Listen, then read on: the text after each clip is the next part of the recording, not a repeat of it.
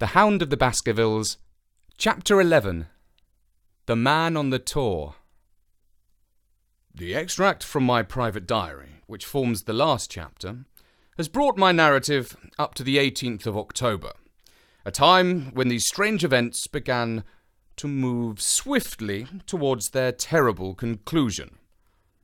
The incidents of the next few days are indelibly graven upon my recollection, and I can tell them without reference to the notes I made at the time. I start them from the day which succeeded that upon which I had established two facts of great importance. The one, that Mrs. Laura Lyons of Coombe Tracy had written to Sir Charles Baskerville and made an appointment with him at the very place and hour that he met his death. The other, that the lurking man upon the moor was to be found among the stone huts upon the hillside. With these two facts in my possession, I felt that either my intelligence or my courage must be deficient if I could not throw some further light upon these dark places. I had no opportunity to tell the baronet what I had learned about Mrs. Lyons upon the evening before, for Dr. Mortimer remained with him at cards until it was very late. At breakfast, however, I informed him about my discovery, and asked him whether he would care to accompany me to Coombe Tracy. At first he was very eager to come, but on second thoughts it seemed to both of us that if I went alone, the results might be better. The more formal we made the visit, the less information we might obtain. I left Sir Henry behind, therefore, not without some prickings of conscience, and drove off upon my new quest. When I reached Coombe Tracy, I told Perkins to put up the horses, and I made inquiries for the lady whom I had come to interrogate. I had no difficulty in finding her rooms, which were central and well appointed. A maid showed me in without ceremony, and as I entered the sitting-room, a lady who was sitting before a Remington typewriter sprang up with a pleasant smile of welcome. Her face fell, however, when she saw that I was a stranger, and she sat down again and asked me the object of my visit. The first impression left by Mrs. Lyons was one of extreme beauty. Her eyes and hair were of the same rich hazel colour, and her cheeks, though considerably freckled, were flushed with the exquisite bloom of the brunette, the dainty pink which lurks at the heart of the sulphur rose. Admiration was, I repeat, the first impression, but the second was criticism. There was something subtly wrong with the face, some coarseness of expression, some hardness, perhaps, of eye, some looseness of lip, which marred its perfect beauty. But these, of course, are afterthoughts. At the moment, I was simply conscious that I was in the presence of a very handsome woman, and that she was asking me the reason for my visit. I had not quite understood, until that instant, how delicate my mission was. "I had the pleasure," said I, "of knowing your father." It was a clumsy introduction, and the lady made me feel it. "There is nothing in common between my father and me," she said. "I owe him nothing, and his friends are not mine. If it were not for the late Sir Charles Baskerville and some other kind hearts, I might have starved for all that my father cared." "It was about the late Sir Charles Baskerville that I have come here to see you." The freckles started out on the lady's face. "What can I tell you about him?" she asked, and her fingers played nervously over the tops of the typewriter. "You knew him, did you not?" "I have already said that I owe a great deal to his kindness. If I am able to support myself, it is largely due to the interest which he took in my unhappy situation." "Did you correspond with him?" The lady looked quickly up, with an angry gleam in her hazel eyes. "What is the object of these questions?" she asked sharply. "The object is to avoid a public scandal. It is better that I should ask them here than that the matter should pass outside our control." She was silent, and her face was still very pale. At last she looked up with something reckless and defiant in her manner. "Well, I'll answer," she said. What are your questions? Did you correspond with Sir Charles? I certainly wrote to him once or twice to acknowledge his delicacy and his generosity. Have you the dates of those letters? No. Have you ever met him? Yes, once or twice, when he came into Coombe Tracy. He was a very retiring man, and he preferred to do good by stealth. But if you saw him so seldom, and wrote so seldom, how did he know enough about your affairs to be able to help you, as you say that he has done? She met my difficulty with the utmost readiness. There were several gentlemen who knew my sad history, and united to help me. One was Mr. Stapleton, a neighbour and intimate friend of Sir Charles's. He was exceedingly kind, and it was through him that Sir Charles learned about my affairs. I knew already that Sir Charles Baskerville had made Stapleton his almoner upon several occasions, so the lady's statement bore the impress of truth upon it. Did you ever write to Sir Charles asking him to meet you? I continued. Mrs. Lyons flushed with anger again. Really, sir, this is a very extraordinary question. I am sorry, madam, but I must repeat it. Then I answer, certainly not. Not on the very day of Sir Charles's death? The flush had faded in an instant, and a deathly face was before me. Her dry lips could not speak the no which I saw rather than heard. Surely your memory deceives you, said I. I could even quote a passage of your letter. It ran, Please, please, as you are a gentleman, burn this letter, and be at the gate by 10 o'clock. I thought that she had fainted, but she recovered herself by a supreme effort.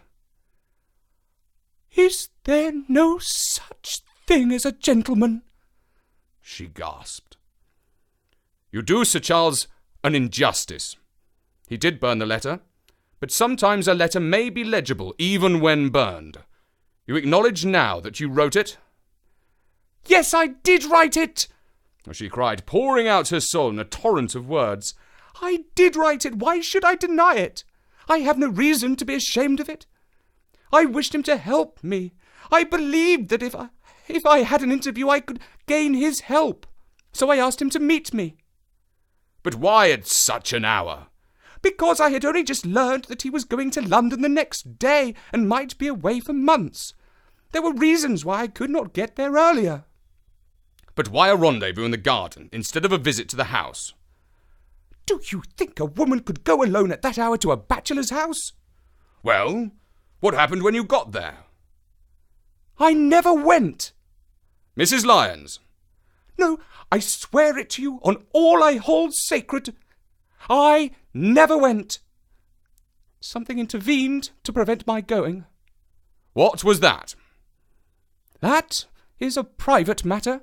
I cannot tell it. You acknowledge, then, that you made an appointment with Sir Charles at the very hour and place at which he met his death, but you deny that you kept the appointment. That is the truth. Again and again I cross-questioned her, but I could never get past that point. Mrs. Lyons, said I as I rose from this long and inconclusive interview, you are taking a very great responsibility and putting yourself in a very false position by not making an absolutely clean breast of all that you know. If I have to call in the aid of the police, you will find how seriously you are compromised. If your position is innocent, why did you in the first instance deny having written to Sir Charles upon that date? Because I feared that some false conclusion might have been drawn from it, and that I might find myself involved in a scandal. And why were you so pressing that Sir Charles should destroy the letter? If you have read the letter, you will know. I did not say that I had read all of it. You quoted some of it. I quoted the postscript. The letter had, as I said, been burned, and it was not all legible. I ask you once again why it was that you were so pressing that Sir Charles should destroy this letter when he received it on the day of his death. The matter is a very private one. The more reason why you should avoid a public investigation. I will tell you then. If you have heard anything of my unhappy history, you will know that I made a rash marriage and had reason to regret it. I have heard so much. My life has been one incessant persecution from a husband I abhor.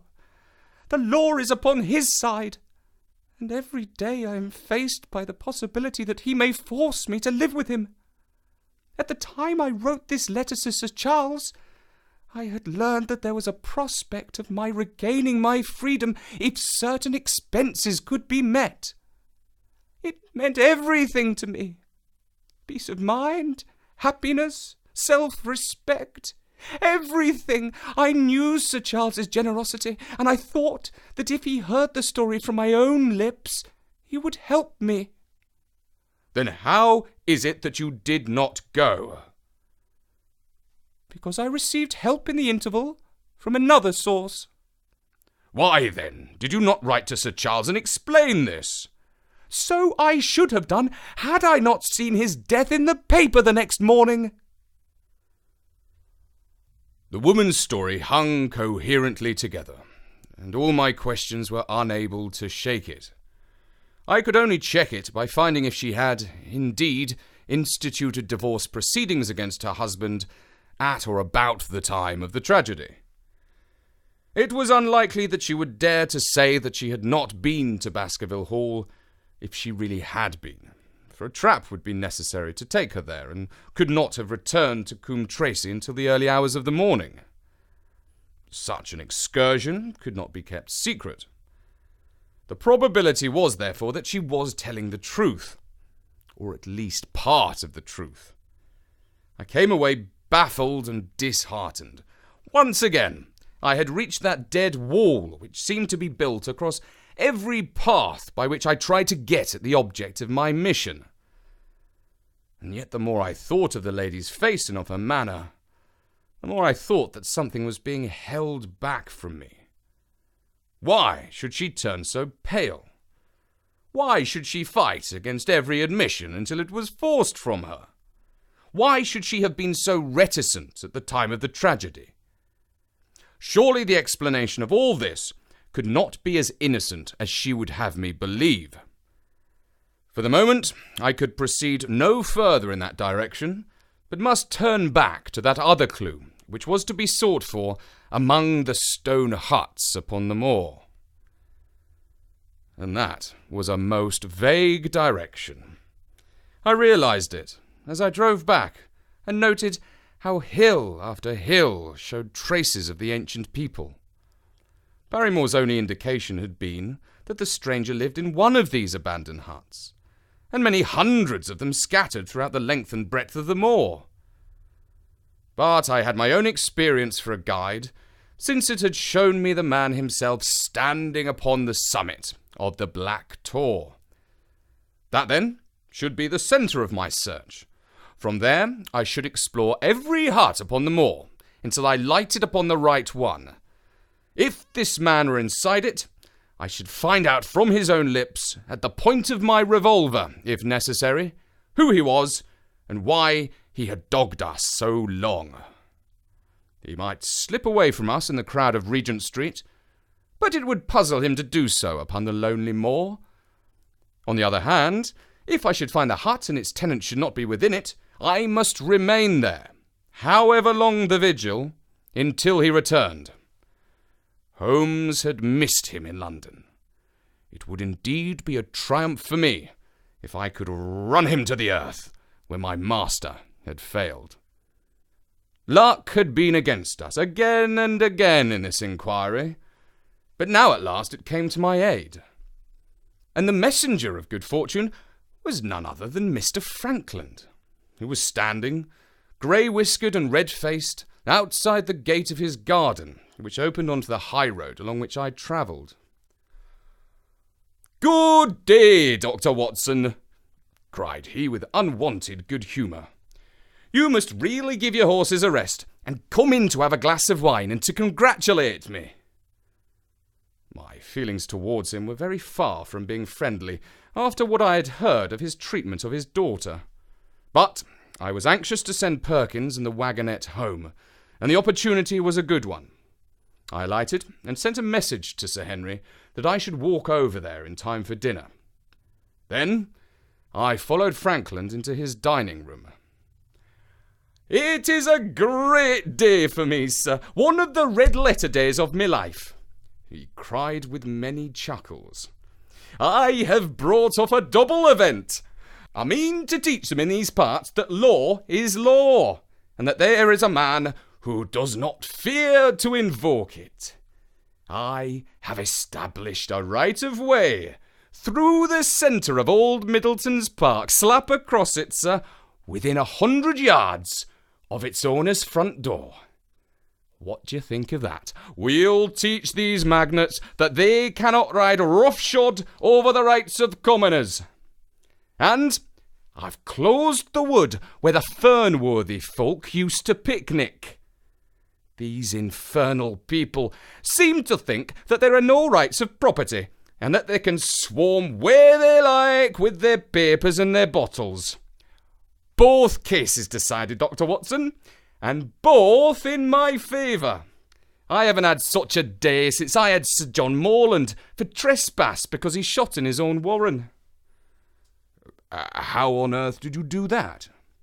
"Look it up in the book, sir. It will repay a reading. Frankland versus Morland, Court of Queen's Bench.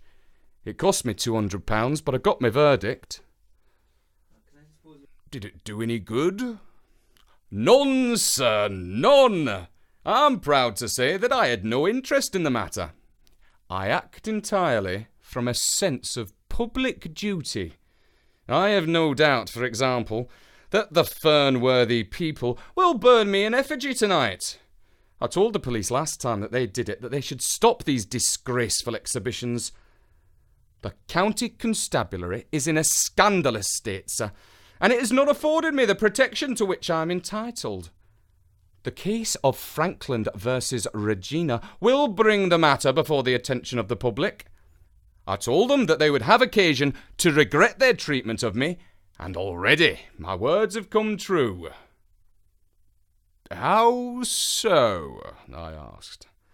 The old man put on a very knowing expression.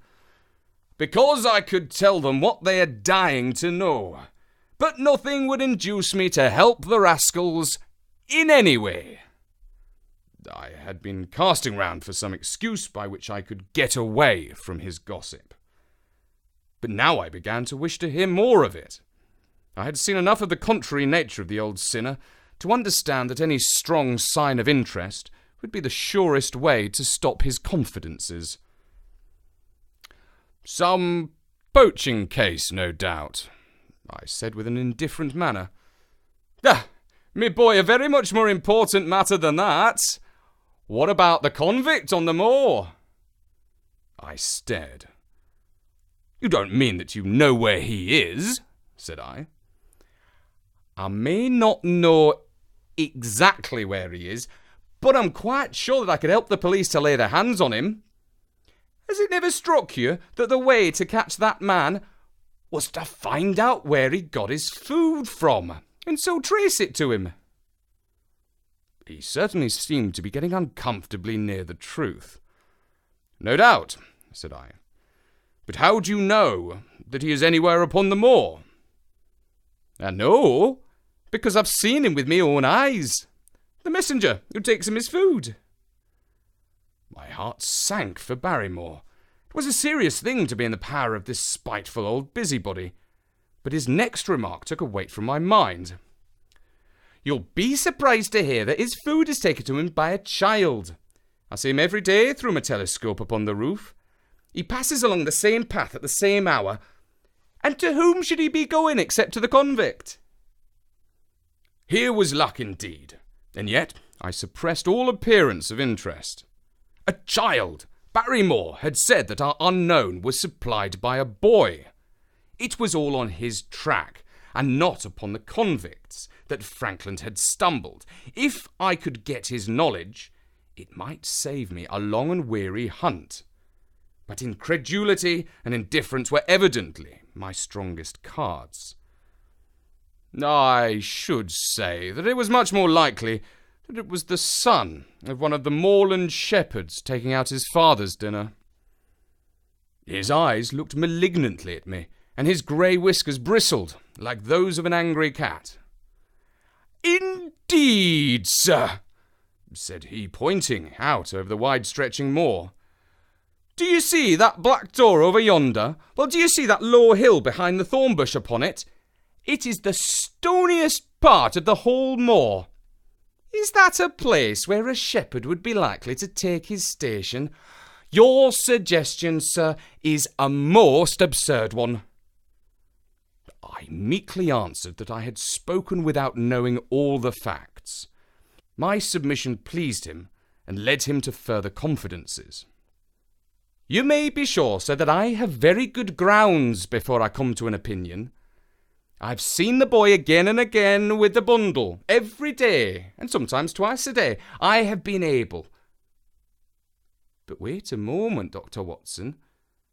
Do my eyes deceive me, or is there, at the present moment, something moving upon the hillside? It was several miles off, but I could distinctly see a small dark dot against the dull green and grey. "Come, sir, come!" cried Frankland, rushing upstairs. "You'll see with your own eyes and judge for yourself." The telescope, a formidable instrument mounted upon a tripod, stood upon the flat leads of the house. Frankland clapped his eye to it and gave a cry of satisfaction. "Quick, Dr. Watson, quick, before he passes over the hill." There he was, sure enough, a small urchin with a little bundle upon his shoulder, toiling slowly up the hill. When he reached the crest, I saw the ragged, uncouth figure outlined for an instant against the cold blue sky. He looked round him with a furtive and stealthy air, as one who dreads pursuit. Then he vanished over the hill. "Well, am I right?" "Certainly, there is a boy who seems to have some secret errand." "And what the errand is, even a county constable could guess. But not one word shall they have from me, and I bind you to secrecy also, Dr. Watson. Not a word, you understand?" "Just as you wish." "They have treated me shamefully. Shamefully! When the facts come out in Frankland versus Regina, I venture to think that a thrill of indignation will run through the country. Nothing would induce me to help the police in any way. For all they cared, it might have been me, instead of my effigy, which these rascals burned at the stake." "Surely you're not going? You'll help me to empty the decanter in honour of this great occasion." But I resisted all his solicitations, and succeeded in dissuading him from his announced intention of walking home with me. I kept the road as long as his eye was on me, and then struck off across the moor, and made for the stony hill over which the boy had disappeared. Everything was working in my favour, and I swore that it should not be through lack of energy or perseverance that I should miss the chance which fortune had thrown my way. The sun was already sinking when I reached the summit of the hill, and the long slopes beneath me were all golden green on one side and grey shadow on the other. A haze lay low upon the furthest skyline, out of which jutted the fantastic shapes of Belliver and Vixen Tor. Over the wide expanse there was no sound and no movement. One great grey bird, a gull or curlew, soared aloft in the blue heavens. He and I seemed to be the only living things between the huge arch of the sky and the desert beneath it. The barren scene, the sense of loneliness, and the mystery and urgency of my task all struck a chill into my heart. The boy was nowhere to be seen, but down beneath me in a cleft of the hills there was a circle of old stone huts, and in the middle of them There was one which retained sufficient roof to act as a screen against the weather. My heart leapt within me as I saw it. This must be the barrow where the stranger lurked. At last my foot was on the threshold of his hiding place. His secret was within my grasp. As I approached the hut, walking as warily as Stapleton would do when with poised net he drew near the settled butterfly, I satisfied myself that the place had indeed been used as a habitation. A vague pathway among the boulders led to the dilapidated opening which served as a door. All was silent within. The unknown might be lurking there, or he might be prowling on the moor. My nerves tingled with the sense of adventure. Throwing aside my cigarette, I closed my hand upon the butt of my revolver, and walking swiftly up to the door, I looked in. The place was empty. But there were ample signs that I had not come upon a false scent. This was certainly where the man lived. Some blankets, rolled in a waterproof, lay upon that very stone slab upon which Neolithic man had once slumbered. The ashes of a fire were heaped in a rude grate. Beside it lay some cooking utensils and a bucket half full of water. A litter of empty tins showed that the place had been occupied for some time, and I saw, as my eyes became accustomed to the checkered light, a pannikin and a half-bottle of spirit standing in the corner. In the middle of the hut, a flat stone served the purpose of a table, and upon this stood a small cloth bundle, the same, no doubt, which I had seen through the telescope upon the shoulders of the boy. It contained a loaf of bread, a tinned tongue, and 2 tins of preserved peaches. As I set it down again, after having examined it, my heart leapt to see that beneath it there lay a sheet of paper with writing upon it. I raised it, and this is what I read, roughly scrawled in pencil. Dr. Watson has gone to Coombe Tracy. For a minute I stood there with the paper in my hands, thinking over the meaning of this curt message. It was I, then, and not Sir Henry, who was being dogged by this secret man. He had not followed me himself, but he had set an agent, the boy perhaps, upon my track, and this was his report. Possibly I had taken no step since I had been upon the moor which had not been observed and reported. Always there was this feeling of an unseen force, a fine net drawn round us with infinite skill and delicacy, holding us so lightly that it was at some supreme moment that one realized that one was indeed entangled in its meshes. If there was one report, there might be others, so I looked round the hut in search of them. There was no trace, however, of anything of the kind, nor could I discover any sign which might indicate the character or intentions of the man who lived in this singular place, save that he must be of Spartan habits and cared little for the comforts of life. When I thought of the heavy rains and looked at the gaping roof, I understood how strong and immutable must be the purpose which had kept him in that inhospitable abode. Was he our malignant enemy, or was he by chance our guardian angel? I swore that I would not leave the hut until I knew. Outside, the sun was sinking low, and the west was blazing with scarlet and gold. Its reflection was shot back in ruddy patches by the distant pools which lay amid the great Grimpen mire. There were the 2 towers of Baskerville Hall, and there a distant blur of smoke which marked the village of Grimpen. Between the 2, behind the hill, was the house of the Stapletons. All was sweet and mellow and peaceful in the golden evening light, and yet as I looked at them, my soul shared none of the peace of nature, but quivered at the vagueness and the terror of that interview which every instant was bringing nearer. With tingling nerves, but a fixed purpose, I sat in the dark recess of the hut and waited with sombre patience for the coming of its tenant. And then at last I heard him. Far away, came the sharp clink of a boot striking upon a stone. Then another, and yet another, coming nearer and nearer. I shrank back into the darkest corner and cocked the pistol in my pocket, determined not to discover myself until I had an opportunity of seeing something of the stranger. There was a long pause which showed that he had stopped.